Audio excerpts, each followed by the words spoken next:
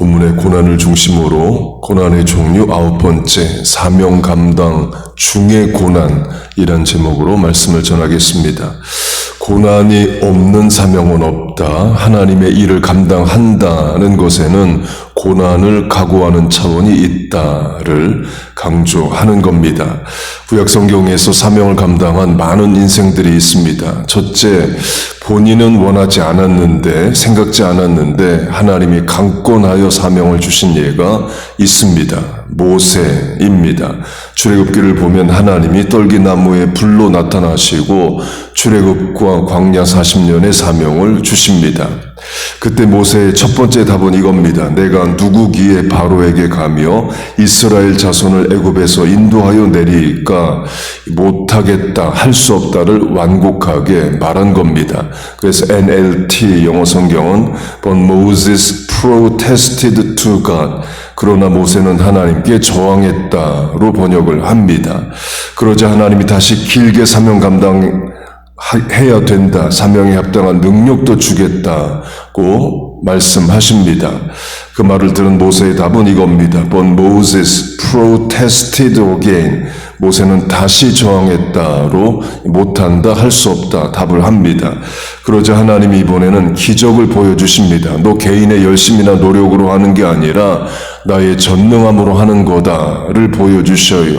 나무 지팡이가 뱀이 되고 손에 문둥병이 생겼다가 없어지는 기적을 보여주십니다. 그러자 모세의 답은 이겁니다. But Moses said, No Lord, don't send me. 모세는 답을 했다. 못 가요. 그러자 하나님이 다시 설득하십니다. 모세의 답은 이겁니다. Send someone else. 다른 사람을 보내소서. 하나님이 화를 내십니다. The Lord's anger burned against Moses로 모세를 향한 하나님의 분노가 불타올랐다라고 말합니다. 강조점은 모세가 출애굽과 광야 인도의 사명을 원해서 한 게 아니라는 거예요. 하나님의 강권에 의해서 사명 감당합니다. 그리고 많은 어려움을 겪습니다. 사명에 동반되는 고난을 겪어요. 이집트 왕도 저항하고 친누나 친형도 비난하고 할아버지가 같은 고라는 무리를 이어 만들어 대적하고 백성들은 조금만 어려우면 돌을 들어 모세를 치려 합니다. 물론 모세는 그 어려움 고난을 다 감당합니다. 처음에만 못해요 4번 했지 나머지는 다 인내하고 견딥니다.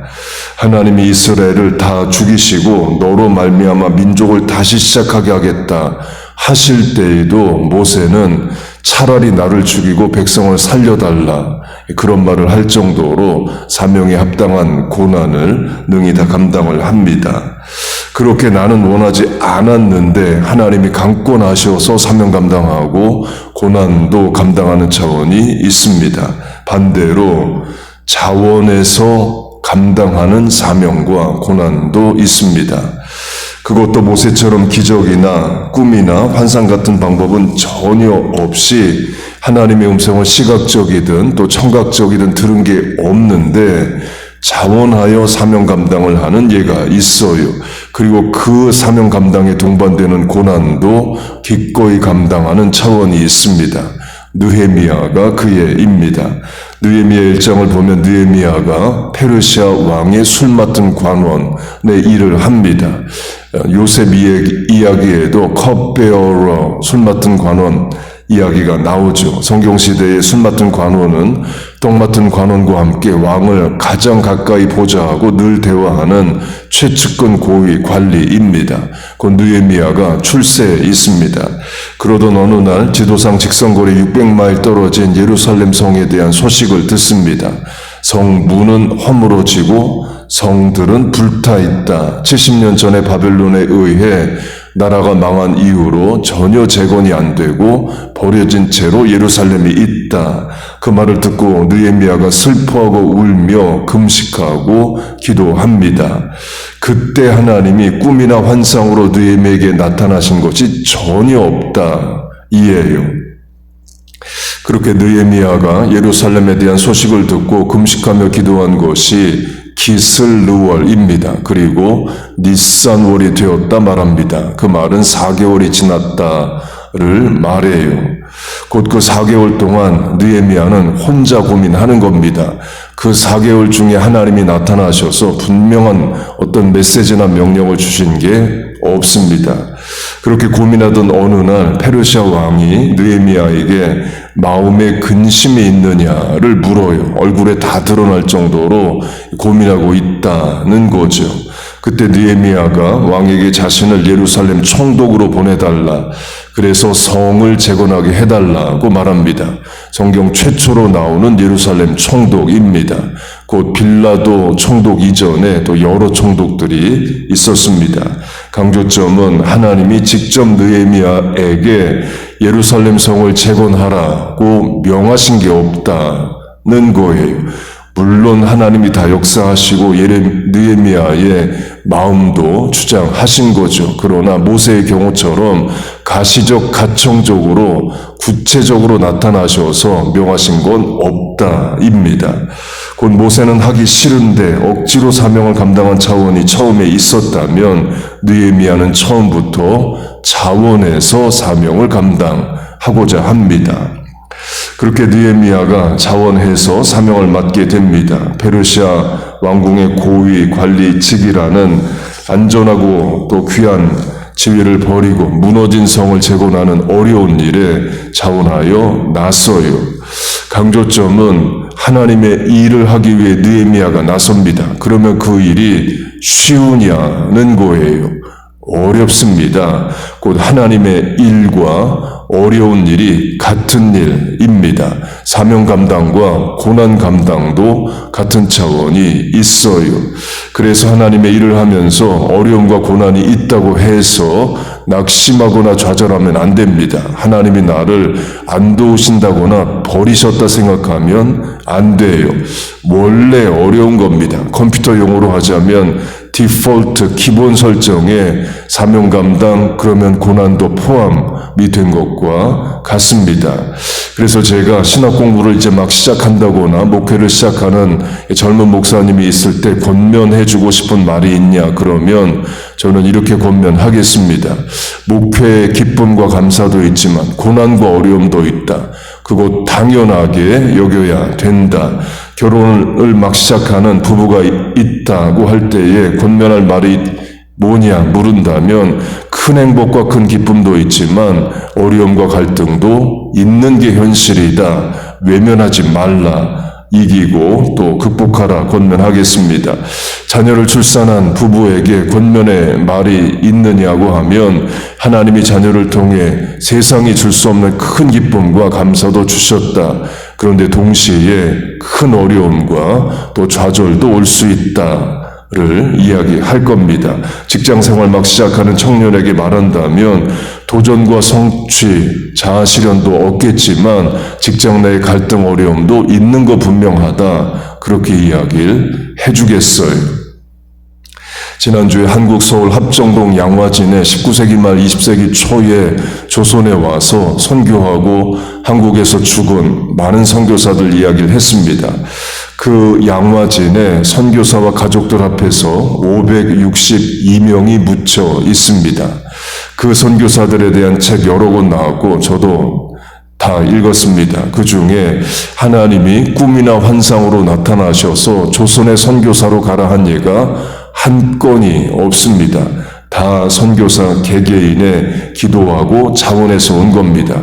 물론 그 기도와 결단 위에 하나님의 인도하심과 또 명령이 다 있었지만 모세의 경우처럼 직접 나타나셔서 들은 메시지나 말씀은 없다 이예요. 다 기도 중에 또는 선교사 보고 중에 도전을 받고 기도하고 결정한 겁니다. 그렇게 선교사들이 조선에 왔습니다. 사명 감당하러 온 거죠. 그러면 선교가 쉬우냐는 거예요. 어렵습니다. 첫 번째는 선교사와 가족들이 사고와 질병으로 일찍 죽는 일들이 많습니다. 지난주에 강조했습니다. 곧 개인의 어려움이 있어요. 둘째는 국가적 어려움이 있습니다. 선교하러 조선에 왔는데 나라가 망해버립니다. 먼저 갑신정변이 일어납니다. 명성황후 오빠 민영익이 친일파에 의해서 칼에 맞습니다. 의사 선교사인 알렌이 서양식 수술을 해서 살려냅니다. 그러면서 왕의 신임을 미국 선교사들이 받습니다. 나중에 명성황후가 시해된 이후에 고종이 자기도 죽을 것을 걱정해서 걱정합니다. 특별히 기미상궁 음식을 주관하는 그 부서에서 독살할 것을 걱정해서 먹지를 못해요. 그래서 선교사들이 짜장면 배달하듯이 나무통에 자물쇠를 잠가 음식을 놓고 고종 황제에게 음식을 갖다 주었다는 기록이 있습니다. 그 자물쇠가 미국 자물쇠 예일, YALE 이라는 기록까지 있습니다. 지금도 자물쇠 회사로 예일이 있고 팝니다. 그렇게 선교사들이 왕의 신임을 얻게 되면 선교하기 좋죠. 그런데 나라가 망해버립니다. 선교하기 어려운 지경에 이르러요. 일본의 식민지가 되면서 일본은 교회를 핍박합니다. 선교사들 어렵죠. 그래서 일본으로 가 있기도 하고 본국으로 철수하기도 하고 또는 조선에 계속 남기도 했습니다. 우리가 잘 아는 언더우드는 조선에 계속 남습니다. 그 말은 고난과 동참했다는 거죠. 물론 미국인이기 때문에 감옥에 가거나 하지는 않지만 선교가 어려워진 상황 가운데서 선교와 동반되는 고난을 언더우드는 감당합니다. 강조점은 선교든 느헤미야처럼 예루살렘 성을 재건하는 일이든 자원해서 한 겁니다. 그러면 하나님이 일을 쉽게만 만들어 놓으시느냐? 그게 아니라는 거예요.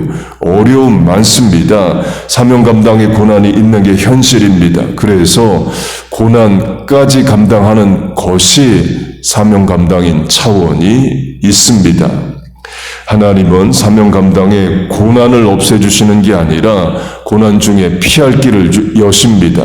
문제를 없애주시는 게 아니라 문제보다 크신 은혜와 능력을 주셔서 능히 감당할 수 있게 해주셔요. 그래서 사명 감당하게 하십니다. 여러분 믿습니까? 그래서 사명 감당이 복이고 능력인 겁니다. 고난이 있지만 그 가운데 성도 기도하게 되고 하나님이 능력 주시고 내 인생 내 자리에 머물고 은혜와 영광이 되는 거예요. 마지막으로 느헤미야가 겪은 고난을 말씀드리겠습니다. 느헤미야가 왕의 허락도 받고 군대의 호의도 받고 재정도 지원받는 다 준비된 상태로 예루살렘에 옵니다. 그러면 일이 쉬우냐는 거예요. 첫 번째 도전은 산발락과 도비아로 대표되는 지역 세력이 느헤미야를 모함합니다. 느헤미야가 예루살렘 성을 재건하려는 이유는 자기가 왕이 되려고 한다고 페르시아 왕에게 모함하는 편지를 보냅니다. 늘 왕 옆에 있던 느헤미야가 600마일 떨어져 있습니다. 변명하기 또 방어하기 어렵죠. 그리고 느헤미야를 비난하고 조롱합니다. 여우가 올라가도 성이 무너질 거라고 조롱해요. 그리고 군대를 동원해서 예루살렘 성 재건을 방해하려고 합니다. 무력 충돌이 생길 수 있어요. 그래서 느헤미야가 일꾼들에게 칼을 허리에 차고 일하라는 명령을 내립니다. 또 선지자를 매수해서 거짓 예언을 시킵니다. 밤에 만나자고 해서 암살하려고 해요. 다 어려운 일들이죠. 강조점은 느헤미야가 하나님을 원망하는 게 없다 이에요. 내가 페르시아 왕궁의 고위 관리로 편하고 안정된 삶을 살다가 하나님을 위해 예루살렘까지 왔으면 어려움이 없게 해주셔야지 왜 이렇게 고난이 많으냐 그런 게 전혀 없다는 거예요. 참을 거 참고 이길 거 이기고 인내할 거 인내하고 사명 감당합니다. 그래서 느헤미야가 훌륭한 거예요. 적용하면 우리도 그럴 수 있습니다. 교회 봉사하는 것, 새벽기도 자리 지키는 것, 삶의 자리에서 전도하는 것, 직업 사업에서 세상에서 빛과 소금의 사명 감당하는 것 어려움 많습니다. 그게 현실입니다. 또 다른 현실은 하나님이 또 다 설명을 또 안 해주셔요. 지난주 강조한 대로 데우스 압스콘디투스 히든 갓으로 하나님이 다 자신을 드러내지 않으십니다. 다 설명을 안 하신다는 거예요. 지난 세월 우리가 겪은 어려움, 고난이 다 설명이 된 적이 다 설명돼서 산 게 아니죠. 실패, 질병, 문제, 난제 많았습니다. 하나님 미리 설명도 안 하시고 끝나고도 다 설명 안 하실 때도 많아요. 그거 다 이기고 견디고 사명 감당하는 겁니다. 본문의 저자로 하면 176절이나 되는 긴 기도문이 끝나도 문제는 해결이 안 됩니다. 우리로 하면 그렇게 오래 기도해도 해결되지 않는 인생의 고민들, 문제들 많죠. 그래서 어떡하라는 거냐? 그래서 하나님 앞에 더 가까이 나가는 겁니다.